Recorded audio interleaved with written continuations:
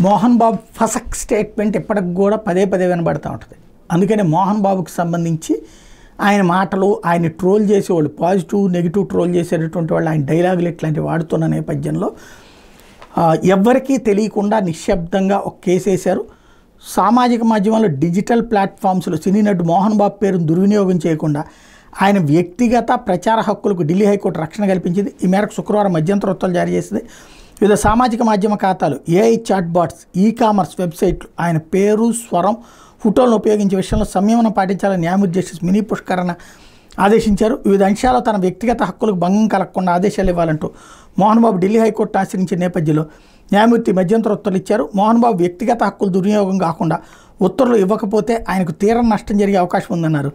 ప్రతివాదులు, వారి సహచరులు, సేవకులు, ఇతర సంబంధిత వ్యక్తులు ఎవరు మోహన్ బాబు వ్యక్తిగత హక్కులను ఉల్లంఘించే కంటెంట్ని సృష్టించడం, ప్రచురించడం, ప్రజలకు ప్రసారం చేసే విషయంలో సంయమనం పాటించాలని న్యాయమూర్తి తన ఉత్తర్వులో పేర్కొన్నారు.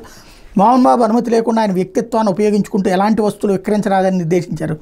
ఆయన తన వ్యక్తిగత హక్కులకు భంగం కలుగుతోందని పేర్కొంటూ చేసిన ఫిర్యాదుల మీద గూగుల్ స్పందించి వెంటనే ఆ కంటెంట్ తొలగించాలని ఆదేశించారు. ఈ కేసు తదుపరి విచారణ మే నెలకు వాయిదా వేశారు.